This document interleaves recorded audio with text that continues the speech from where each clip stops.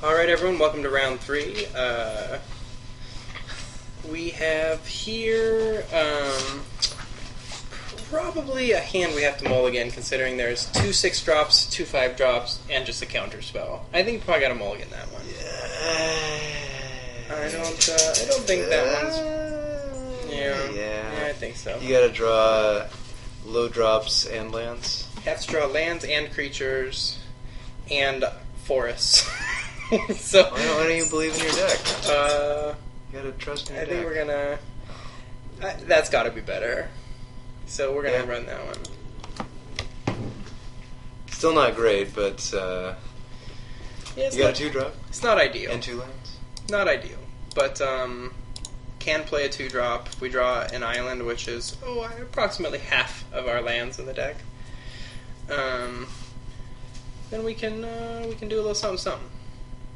Troll Hide seems pretty good. I mean, I think you probably want to wait till turn 5 to play it, though, especially against a red deck. Yeah. Definitely did not draw the lands I was hoping to draw in those 2 cards, but I did draw a 6-drop, so it's almost the same as a land. It's pretty close. This guy's either mono red or not. My guess is with the dark stealing it, probably not.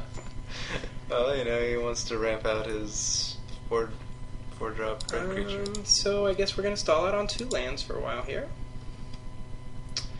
The good news about doing that is that when you don't have any options as to what to play, it doesn't require much thinking. Just boom. Easy magic. Easy magic. Okay, there's a Beast Advocate. Alright, so we really are going to be stuck at 2 lands. And I don't think we can bluff an attack here. I think we just You can. You can bluff that. I don't think it's worth doing.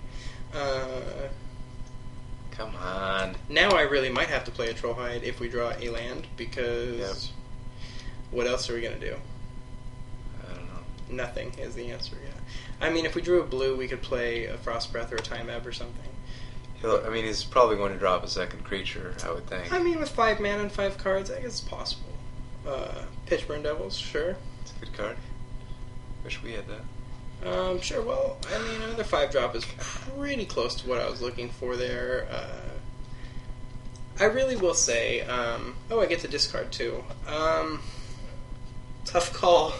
A Spore Mound, I guess, right? If you discard an enlarge, you'll never see the other enlarge coming. That's true. But yeah, Spore Mound. I think it's gotta be the Spore Mound. Yeah. I really feel like I've been running bad on Magic Online. I know a lot of people complain about that kind of thing, but I really feel like I've been running bad on Magic Online, and I think I just got to take this 5. And this is just kind of a microcosm of that. Anytime, of course, you could run bad in one hand or one game. Oh, there's a Spore Mound. Obviously, anytime you can just run bad, but Hey. See, just when you were complaining. I don't even know. Kaboom. It's like I don't even know that we have any chance to win this game anyway. I mean, maybe playing... Oh, you want to concede her? No, I mean, there's no point, I guess, in conceding, but... Well, there is, not letting you know what our second color is. Yeah, boom. I mean, I don't think Time Ebb is the play here, because that's not going to do a whole lot for us. So it's either got to be a Troll Hide or a Frost Breath. And I think maybe just playing the Troll Hide and hoping that there's not a 4-mana... I mean, there's... Flames won't get us. But Chandra's Fury or Chandra's Outrage will get us. But I mean, that's the only real hope, right? Is otherwise, I mean, if that's the only chance of us to stabilize this game, I think. I think we lose this game, but I think that's the only possible chance. I mean, Frost Breath is possible. We could Frost Breath and then play Baloth next turn. If we draw a land. Well, we're going to do that. Yeah, I mean that's true. I'm not saying that's the play, but it's an option. If we Frost Breath, we take 2. Frost Breath, take 2. Or Troll Hide and hope there's not... I mean, really, in red and green, I mean, there's giant growths and things like that, but... Well, just the red is... But Chandra's Outrage is the only one that gets a 4. I mean, if you play Troll Hide, he attacks with Devils anyway, right? Well, we would take that 3. We'd have to take that 3. So 3 as opposed to 2 the other way. I don't know. I like that better. You like Frost Breathing? You like Frost Breath better? Alright.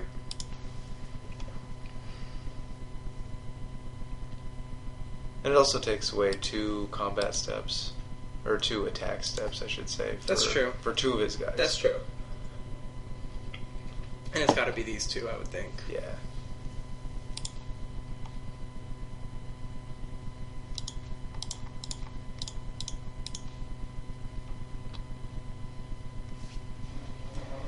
And I mean, even though it still looks pretty bad, he's not going to play around Frost Breath. There's really not a way to do that. Yeah, Frost Breath is pretty legit, I think. I mean, if we don't draw no land... play... come on. 5 cards then. Okay, wait, that's actually... that's fine. Yeah. Alright, well, so I guess it's Rumbling Bailiff here. Yep.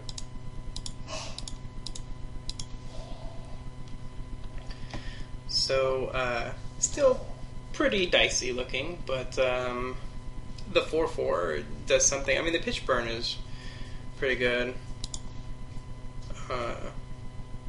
Finally get to see Spore Mound in action. It's pretty solid. Seems pretty good. Oh, Hey. so there is a Chandra's Outrage. Yeah. So, I guess playing around that was good.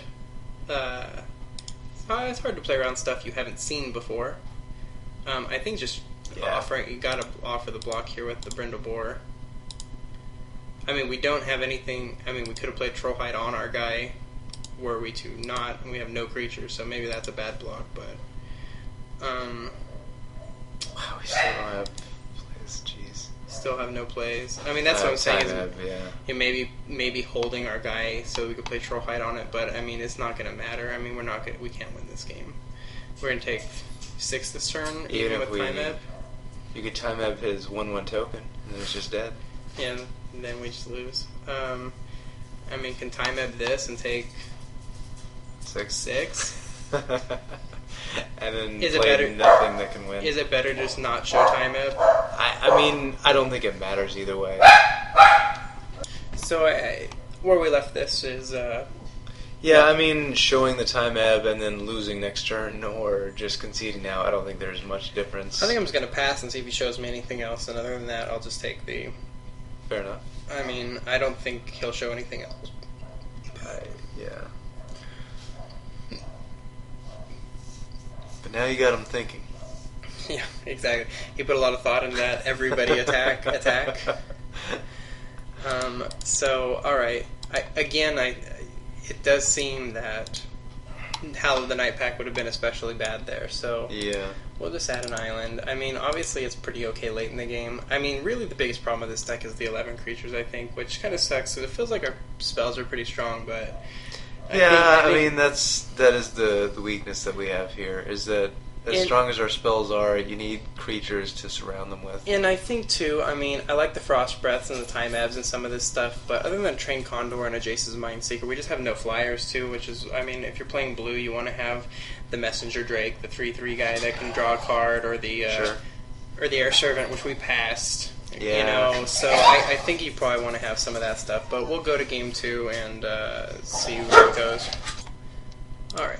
So, for those of you who've never watched my videos before, thanks for watching, but I try to keep my dogs a little bit under control and not quite so annoying. Sometimes I succeed, sometimes I fail, but thanks for checking it out. If you're enjoying the content, go ahead and subscribe and give a thumbs up if you will. It helps in the searching and things. My videos are all commercial free and such. I just do them for fun, and hopefully people are enjoying them. But let's go back to round 3, game 2. See how this goes. Boom! Amazing opening hand. That is actually a pretty good opening hand. Yeah, Mysticon won for the first time. So yeah, I guess we'll go ahead and play that. How do you beat it turn to Brindleboar? I don't know that it is possible. So let's see what Galvador does here.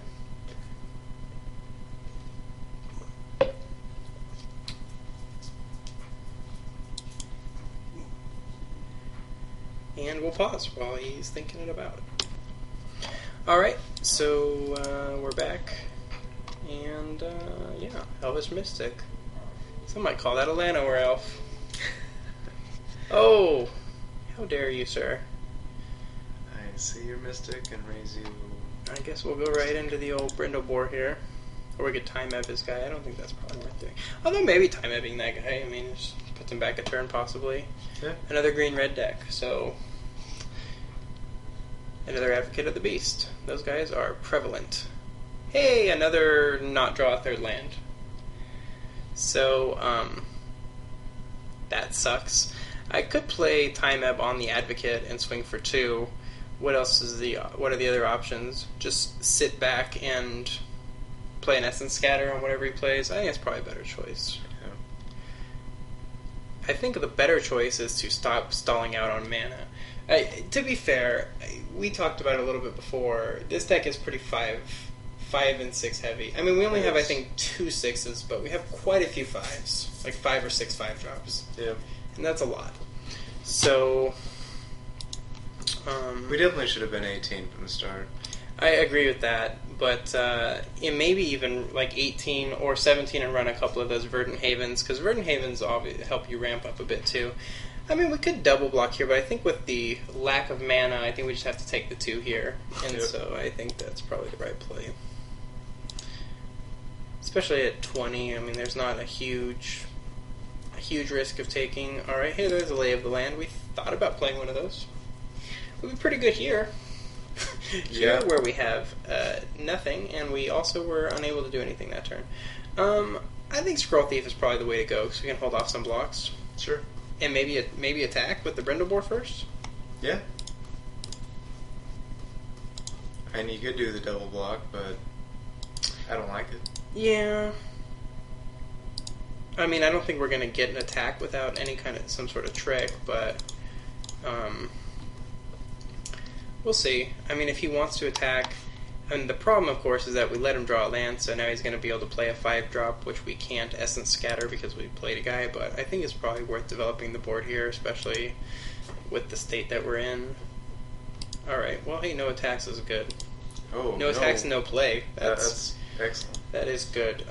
Alright, so we're at 4 now. I think maybe just passing is the way to go. I think so. So, let's do that. We're getting there. 1 away from a Jace. Really, if we play a Jace, we have a couple blockers. We've shown the power of the Jace here in Limited, in that you just, hey, if you can't get rid of it in 2 turns, you lose. You broke the format. Yeah. This guy... Okay, here comes something. Okay, I think we go ahead and Essence Scatter the Megantic Sliver. Ah, come on. Yeah, I'm not very it's just sporting. A 6/6. I'm not very sporting in that way, but okay. So I think it's Jace Mill 10, right? Go for it.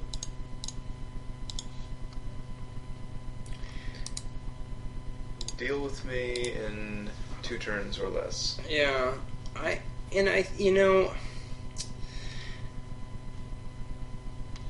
have to decide whether I want to sell this guy or keep him. I'll probably sell him.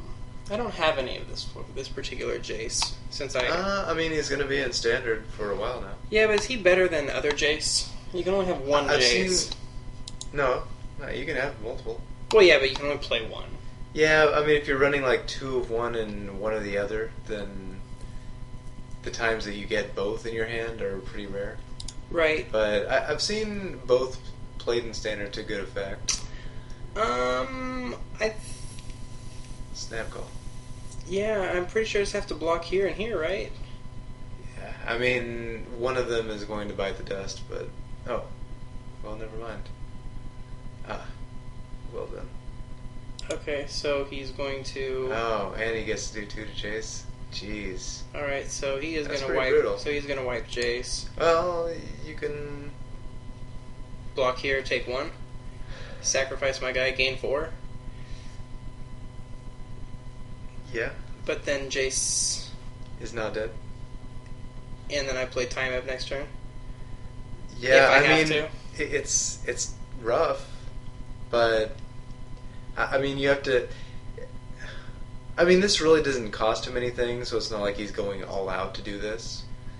But if you do that play, block Boar on Advocate,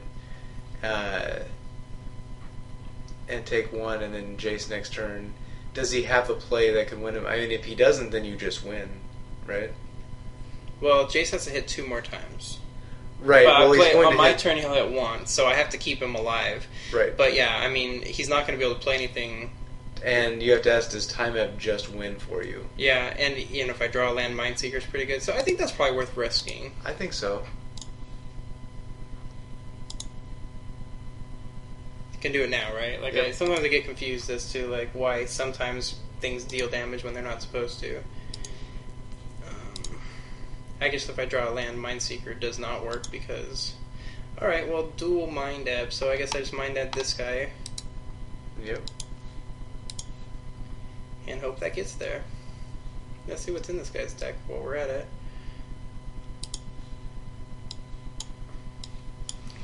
Chanter's Outrage, couple Young Pyromancers, Shortcutter, Pitchburn Devils.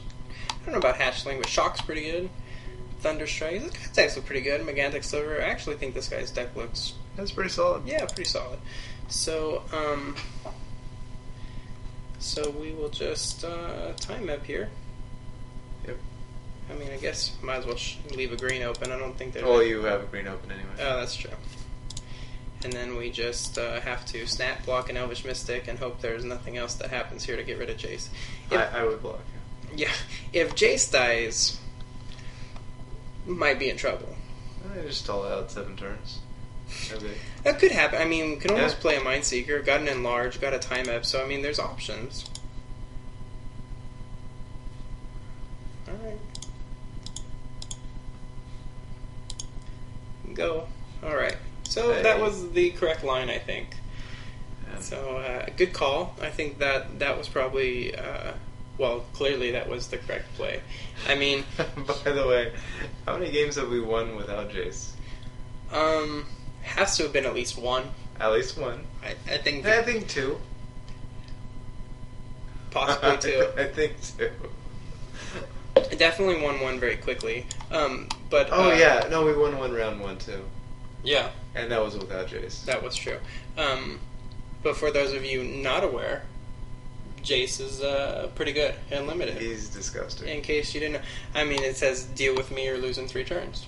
Yep. It's like a 3 timer clock on him. So I don't think there's anything we can really do here.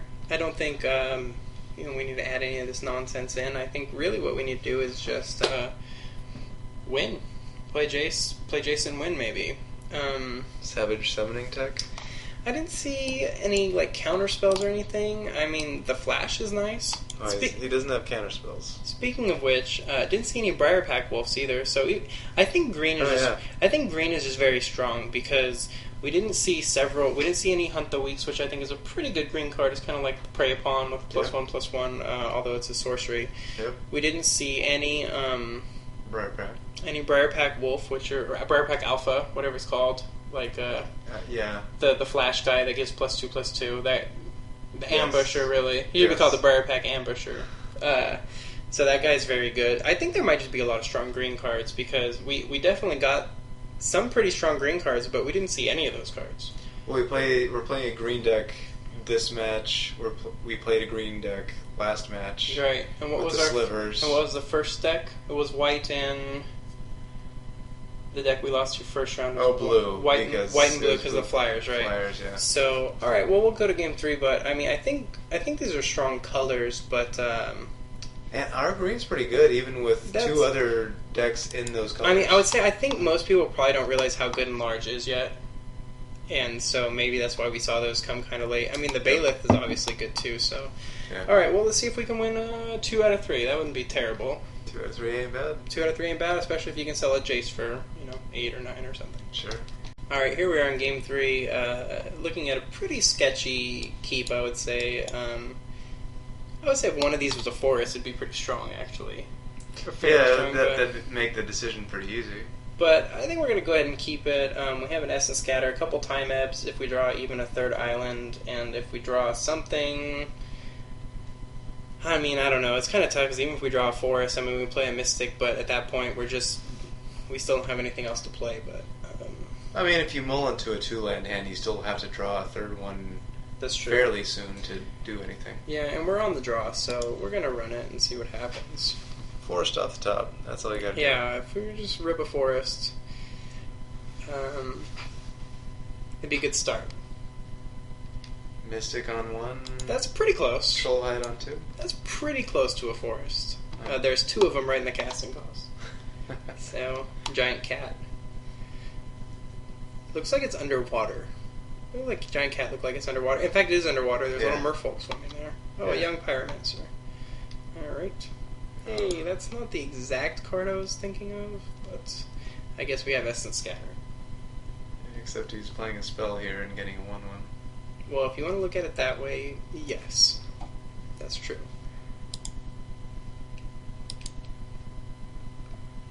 It may not be an instant or a sorcery, though. It might play a creature. I guess we probably have to Essence Scatter that. I mean, it's only 2/1, but I mean, it puts him back. Yeah, we're too far behind. I think have to Essence Scatter and then have Time Ebb available, since we have 2 of them in hand. Hey. Now I think it's got to be the Mystic. Yep.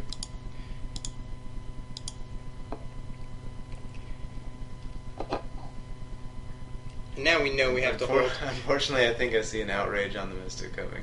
Yeah. I mean, we saw 1 outrage, right? Oh. No. That's all? That's pretty bad, too. So we just Time Ebb that. Yeah.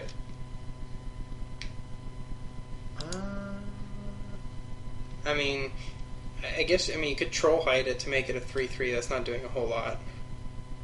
Well, you can also enlarge and kill the Pyromancer, I guess. Well, I can enlarge, but I can't attack. Oh, right. So I guess we'll just go ahead and Time Ebb for now. Yeah, I would suggest not doing that. Yeah. The enlarged play. Alright, we'll go ahead and leave 1 of each color open, just for thought's sake.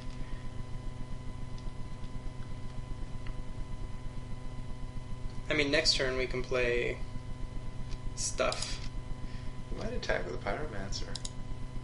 I would trade. You probably should, right?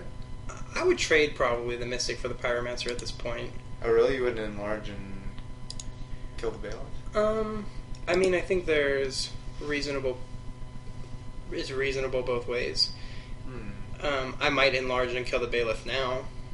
Well, no, you just kill the Pyromancer. Well, right, that's true. I mean, I guess the options are, could Time Ebb this guy again, since that was his best play last turn. I mean, he didn't play a land. Time Ebb and Merfolk? Time Ebb and Merfolk. I don't know, that might not be the worst. It's not amazing, but, I mean, making this guy a 3/3 isn't going to do a whole lot. By the way, for our Game 4 sideboarding, yeah, Merfolk has been pretty bad every time we've drawn it. Well, we've never drawn it turn 2, so... Fair. Yeah. But yeah, no, I mean, but again, our deck is super low on creatures, so what are you going to do? Just not play any 2... I mean, it's not an amazing card, obviously. But, also fair.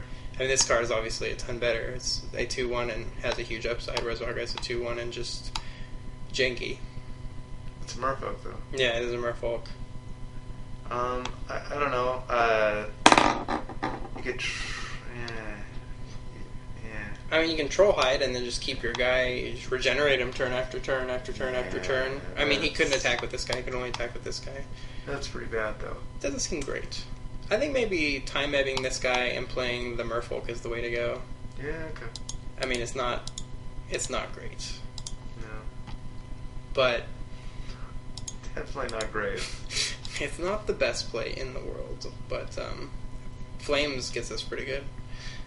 Yeah, maybe he'll... I didn't see a Flames in his deck, though. Maybe he'll tilt from all the time walks and concede. To be fair, those time ebbs have been pretty good, really. Yeah. I mean, I guess you put Troll Hide on this guy. He's a 4/3 regenerate. I mean, and that make attack. Or just block. I mean, he's got... It makes it so he can't attack with anybody for a while. Because of the 4 power. I mean, and you get to double regenerate, I guess. I don't know that we have... Yeah, and we want to play a long game, so I suppose so. Yeah. I mean, it's definitely not great, but yeah, we're definitely not the aggressor in this game. True.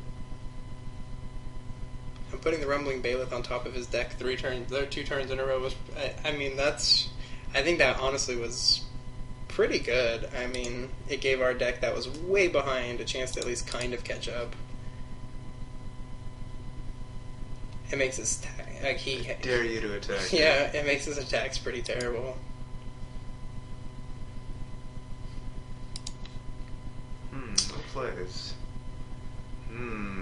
The problem here is that if we enlarge this guy, we have no regeneration up for this guy. And if we can put it on this guy. I think that's the play. And then just have 1 regeneration mana up. Yeah. How many times do you need to regenerate? Hopefully not more than 1. I mean, we get rid of 1 guy, probably? Yeah, and I mean, getting rid of the Pyromancer isn't bad, since he's going to start getting value at some point. I mean, I will say if he plays a Chanter's Outrage, which is an instant, right? It's a 1-for-1. Well, I mean, if he plays it on the Merfolk before I have a chance to attack, he gets tapped, that's all. But yeah, it's a 1-for-1. Yeah, I guess it could be worse.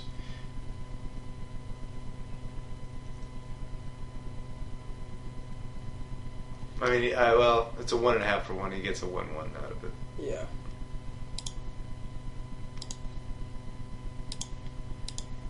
I mean, our guy being an 11 power is going to definitely do some. I mean. Okay. Alright. Oh, he's going to sack the 1/1, I guess? Yeah. I mean, he still takes 10 damage by doing that. Yeah, and doesn't get any card advantage. Like that's a 1-for-1 and you take 10. Yeah.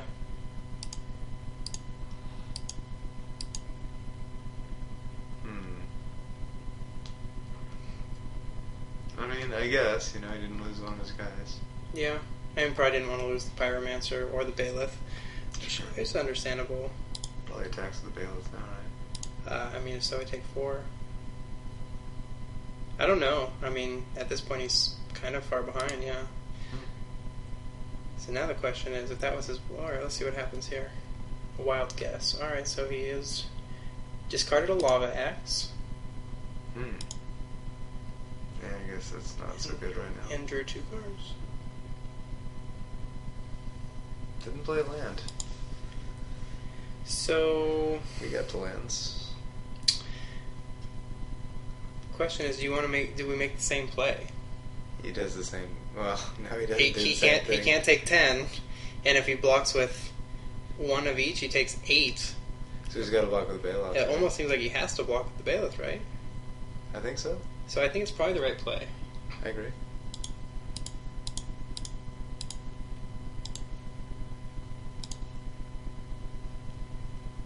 Especially since we have nothing else to do. If we had other options, maybe there'd be something else, but... I mean, I don't think attacking with the Mystic makes any sense here. Nah. Yeah. I mean, it's not going to get through for the last, 1 damage. Yeah, because we figure he's doing that, and we don't want to trade it for a 1/1 token. Right.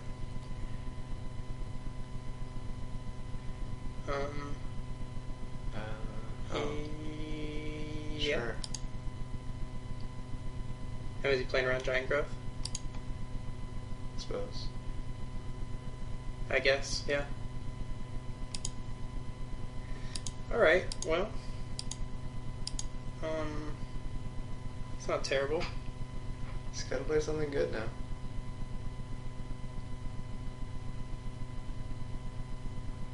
I like making them play something good. Yeah, it's... Oh, there's a Vastwood Hydra. Well, it's only a 2/2, right? Oh, that's not the right Hydra, is it? No, that's not the amazing one. What does this one do? This one is, he's got the 2+1/+1 counters, and when he dies, he can distribute it more he wants to. Okay. So we're just attacking. Just attacking, attacking, yeah. If we draw Frost Breath, we just win. Come on, Island. It's close. I guess probably should play the Island out. I mean, we just doesn't do anything, does it? No. It's just attack with the Merfolk. Yep. I mean, Trollhide seems pretty good here. point in paying any mana here.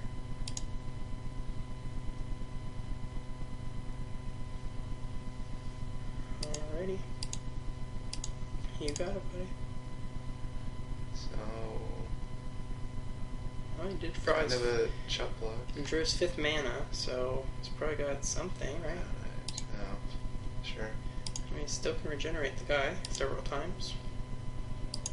Still win with Frost Breath. Don't win with Forest so much. Sheesh. Still got to be an attack, right? Yeah, I mean, he kills the Mystic, but whatever. Yeah, I mean, that's not... I don't think that's doing a whole lot for us at the moment. No. He's got to give up on one of his guys. Yeah, no, I mean... Yeah. And... Yeah, I mean, just to kill the Mystic, but it's not doing a lot. Or he won't. You have to regenerate it twice, right? That. Yeah.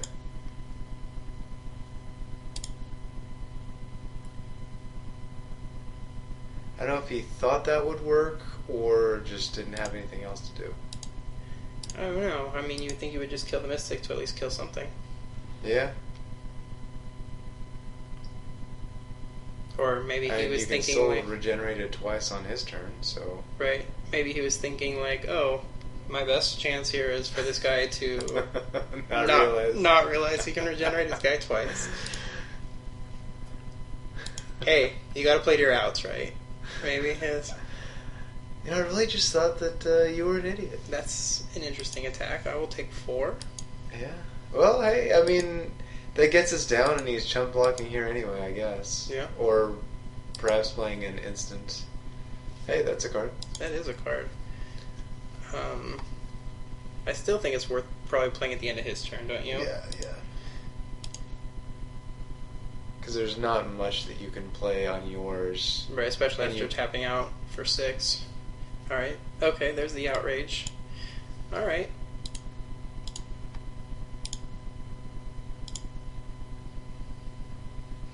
So he's going to get 2/1/1, so he's going to have guys. Yep. And I take 2 here. And I can't Alright. block, so alright, well, this could go some way. Yeah, and we'll take 4 here. Yeah. Probably 6. I mean, I would block the Pyromancer with the Mystic if he attacked here. Yeah, I'm surprised he didn't tag with the 1/1s, though. Yeah, that's true. So I'll just take the 4. Yeah.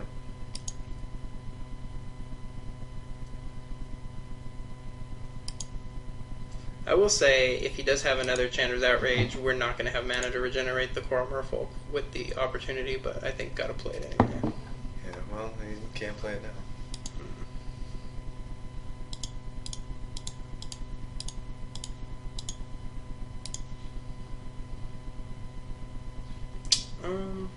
Frost Breath is a couple turns too late. Ooh. What's the play here? I think you gotta get a Condor out for sure. Just run a Condor and... Well, he's got 1 card. So, let's see. Well, before you play land... I think maybe play the Condor and then on his turn... You could also play Spore Mound and play a land and get 1/1 for blocking. Because really, we just have to think we want to not die, right? Yeah. So if you played Spore Mound and Condor, that would, let's see, 5, 8, 9, 10. That would leave you with 2 mana, so you could regenerate once. Yeah. Yeah. So it probably doesn't matter which one what I play, but just play the Spore Mound first. Yeah. 1, 2, 3, 4, 5. Spore Mound into Forest. Yep. Into Train Condor. Yep.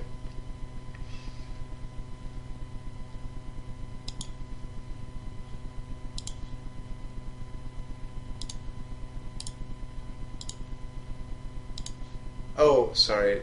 We should have decided if we were attacking with the guy this turn. I would think no, though. Yeah, I decided against it before. Okay. We didn't really discuss it, but yeah, no, I based on our idea of, hey, we just have to not lose this turn, because if Yeah. Condor stays alive... Oh, good. Alright, so he conceded after the Condor. Apparently he didn't want us to have to play smart. He just thought, well, fuck this, I'm done, I don't like to train Condor. So, yeah. So, yeah. I mean, we got 1, 2 out of 3 rounds. They were all pretty close. Yeah, I mean, I definitely think that match 1 was winnable. Yeah. And we drew poorly game 1 and 3, because I think that was the one where game 1 we stalled out on 3 mana, and then we stalled out on 4 mana for several turns, and we had a handful of like 5 drops. Yeah, game 1 was the close one, and I think it could have gone either way. And there were a lot of plays that could have gone either way too. I don't think that we necessarily made the wrong ones, but I don't know. I mean, it's possible that other lines could have got us there. Maybe.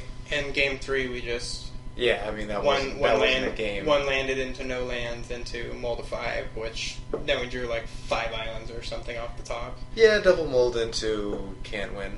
Yeah, and then drew like 4 lands in a row or something. Right, like that. that's the can't win. Yeah, so not much you can do there. I would say overall that deck felt pretty good. Obviously, Jace is retarded. I do think. I mean, my and tell me what you think. My preliminary ranking of the colors would be blue, green, red, black, white.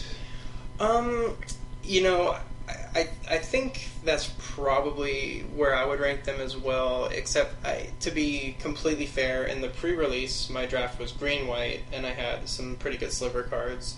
Sure. And my white tricks were pretty good, but I was mostly green, splash some white. And, you know, my white wasn't that strong other than some of the tricks and the double strike sliver, which is obviously very good. Yeah, and then, the draft that we did at the local game store last weekend, you had a blue-green that stomped through to win the draft. I ran a red-white that I felt was really strong as well, right? But it was a lot heavier on red, yeah, and had just a bunch of rares and uncommon that were really powerful. True, and the only round you lost was to me in my blue-green deck. But my blue-green deck was sick, though. I mean, that blue-green deck, other than not having Jace... Thanks for bringing that up. Yeah, you're welcome. That blue-green deck, other than not having Jace or Jace's Mind Sculptor, which also seems pretty strong. I think Jace's Mind Sculptor is pretty good. Not that I'm stepping out on any limbs there, but the opportunity was also very good every time we drew it and were able to play it. Very good card. Draw 4 cards is for 6 is pretty good. Mm-hmm. In fact, even Sphinx's Revelation for 6 you only get 3, but obviously gain life. And I'm not saying it's as good as Sphinx's Revelation. Let's not go too far. Yeah, but I'm just saying the ability to play it as an instant and draw 4 cards. I mean that gives you a ton of outs, if you will, if you're behind. Like that last game there, that card was very good. All you want is an opportunity to win. Opportunity, that's it. So, they should have thought of that when naming that card. But, so I would say, you know, overall this blue-green deck wasn't nearly as strong as the one that I drafted, other than really Jace, which was kind of a win condition on its own. But in revisiting our discussion regarding the Woodborn Behemoth, I think it's called, this guy over here, the Woodborn Behemoth versus the... Did we come to a conclusion on that one? You know, I don't know if there's like a... You seem to have some buyer's remorse here. Yeah, I think in hindsight I like the Air Servant better. Okay. And I'll tell you why. At 5 mana, I think it's good for several turns before the Woodborn Behemoth. I mean, the Woodborn Behemoth, obviously, at 4/4 for 5 isn't amazing. Its secondary ability is what makes it good. So really, at that point, it's like... It's not 8 mana, because that's not the way the card works. But I mean, for it to be good, you have to have 8 lands. So it's probably not good until turn 8. And if you miss a couple land drops, which you almost always are going to do, it may not be good till turn 9 or 10. That is very good. But the Air Servant is good as soon as you can play it on turn probably 5, maybe 6. And if there's no way to deal with it, like they don't have a removal spell for it, which it is easier to remove than an 8/8. But the thing is, you're probably playing the Woodborn before it's an 8/8. But I would say that as soon as you drop the Air Servant, it's probably going to do some pretty serious work for you, and it can just win a game flat out if they have no flyers and no way to deal with it. And 8/8 trample will win you the game too, but I don't know that its super strength really kicks in for several turns later. I agree. I think if you know that you're blue-green and you have that choice of Air Servant or Woodborne Behemoth, I would go with the Air Servant. They're almost the same stats, one more toughness on Behemoth when they come down on 5. Right. And one of them flies and has a very good secondary ability. Yeah, that secondary ability, just to make it so that it basically makes it so it's unblockable if you pay the mana for it, which is pretty and strong. makes sure other airborne creatures unblockable. True. It makes none of your air guys blockable, and I think it's better. I think in the position we were in, I still think it's fine where we were pretty sure that we were green and thought we might be blue but weren't sure. I think that's fine there. I don't think that Air Servant is so much better than Behemoth that you have to take it just on the chance that you'll be blue. And I agree with that. I think at the time we took it, we thought we were pretty green. That's the promo. Megantic Sliver. I was wondering where that Megantic Sliver came in. in. We did not have that one in our pool. That would be pretty bad to not run it. Yeah, why would we play that? We were already super heavy at 5 and 6 drop. I would say, obviously, I think you're right. I mean, at the time we took the Woodborne, we were kind of on blue. Yeah. So, I mean, we thought, well, that card's going to get played for sure, and so you got to give added value to that. I think in a vacuum, if you know you're playing blue-green, I probably would lean toward the airborne, whatever it's called. Air Servant. Air Servant. I think the Air Servant, but I don't think that was necessarily a bad choice when we took it. I would say maybe the second in large should have been a giant spider or some other creature, since we were so creature light. You probably don't want to be creature light in a deck that has no removal, which is basically where we were. So I think we had time ebbs, which were actually pretty good. I think the time ebbs were pretty good. Yep. I mean, as sorceries, you kind of time walking yourself there as well. But if you're like in that last game where we had 2 of those and we were so far behind, I mean, those double time ebbs really got us back in the game because we were pretty behind on board, and just by putting his 4/4 Behemoth back on top of his deck several turns in a row, it let us draw into some lands and actually get some attraction going, whereas otherwise we would have just lost. So I think so. I think it's still a strong deck. Yeah. I will say that the first match, I think that we probably were. I felt like a 60-40 favorite, even though we lost. Yeah. That might be my own bias, but I felt that way. I do think that the blue-white Skies deck is still very viable, as always in core sets, and very good. Yeah, I would say, I think.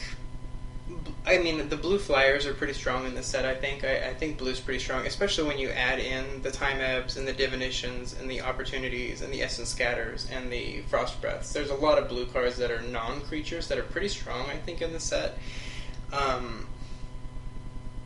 White, I agree, so far seems like not really the strongest color. I mean, obviously you have pacifisms and Sarah Angels and some...